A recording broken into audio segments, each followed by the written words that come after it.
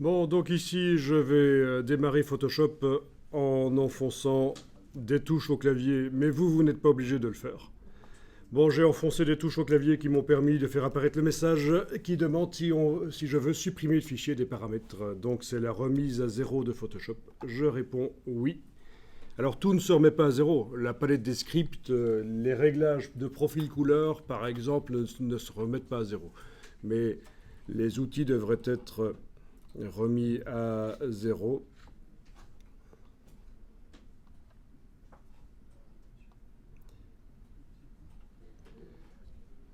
Donc je vous montre sur mon clavier virtuel quelles sont les touches que j'ai utilisées pour faire ça, mais c'est juste pour votre information parce que vous n'avez pas besoin de le faire. Donc ceux qui sont sur Mac, ce sera Command Alt majuscule à enfoncer pendant le démarrage de Photoshop.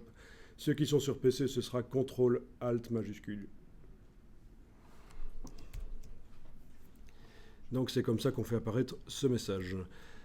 Alors, on va mettre au point un logo rapidement ici. Donc vous allez faire un nouveau document et on va évidemment définir les dimensions en pixels.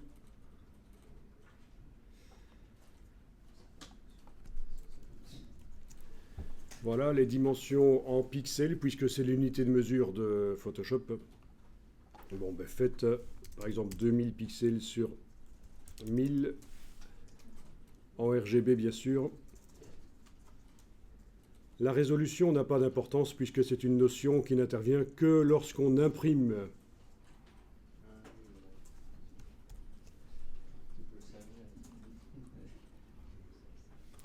Touche F, je passe plein écran.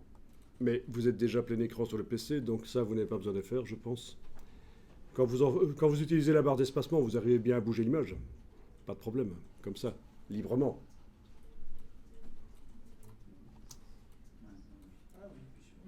Ah, il faut quand même appuyer sur F pour que ça le fasse.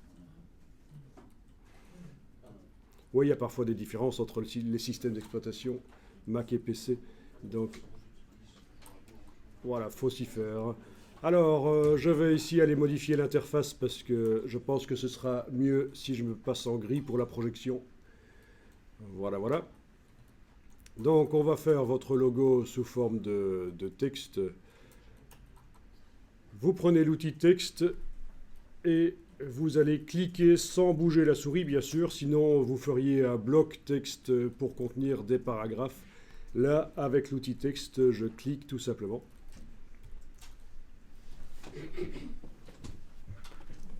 Et vous tapez ce que vous voulez. Alors voilà, vous tapez n'importe quoi. Mais petit, hein, petit, c'est un logo. Hein.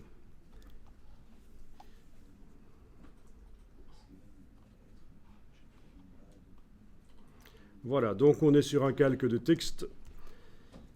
Vous allez pouvoir agrandir ça, notamment en faisant un CTRL-T. Prendre.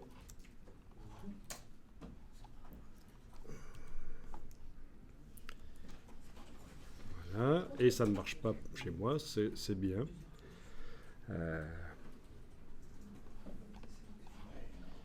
Ok. Voilà, CTRL T et avec la touche majuscule, vous prenez les poignées du coin et vous agrandissez. Et vous validez. Bien.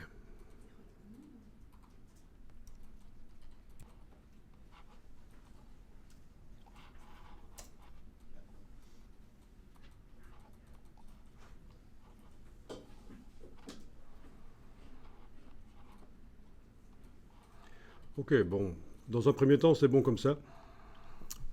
Puis on va resserrer ça, l'image autour du logo avec l'outil de recadrage. Donc vous activez l'outil de recadrage. Vous êtes ici au-dessus en rapport largeur-hauteur, pas de problème. Rien n'est indiqué dans les cartouches ici. Sinon, si c'est indiqué quelque chose, vous cliquez sur effacer pour supprimer. Donc largeur hauteur et rien indiqué dans les cartouches. Vous prenez les poignées du coin, vous resserrez autour du logo. Et alors, vous allez créer un dossier sur le bureau pour le travail pour aujourd'hui et vous allez enregistrer ça dedans.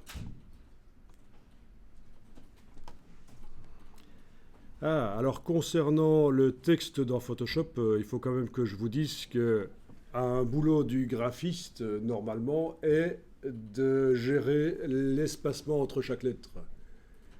Mais heureusement pour vous, Photoshop peut le faire pour vous. Donc, mais il faut simplement savoir que c'est intégré dans tous les logiciels Adobe, InDesign, Illustrator, Photoshop. Vous avez cette option qui permet de bien régler les espacements entre les lettres, ce qu'on appelle l'approche. Alors, pour voir ça, vous allez faire apparaître les panneaux caractères. Donc, menu fenêtre caractères, par exemple.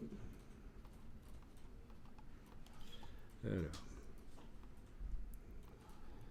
Voilà. Bon, sinon, quand vous êtes avec l'outil texte, vous avez la possibilité de faire apparaître les panneaux avec l'icône ici. Afficher les panneaux, caractères et paragraphes. OK. Voilà, donc vous êtes en train de travailler sur le calque texte, bien entendu, et vous avez ici la possibilité d'indiquer optique à cet endroit-là dans le panneau caractère. Et là, c'est le réglage automatique de l'espacement entre les lettres. Et ça devrait vous faire un mot plus gracieux au niveau de... il va faire plus bloc. Quand on le voit de loin, on va moins avoir l'impression qu'il y a des trous entre certaines lettres. Optique. Ah, sinon, on est en métrique. Et c'est pas vraiment la même chose. Voilà. Donc retenez bien cette super astuce de l'approche automatique, que vous soyez dans n'importe quel logiciel Adobe, ça va vous aider. Ça fera des titres meilleurs. Ok, j'enregistre ça dans le dossier d'aujourd'hui.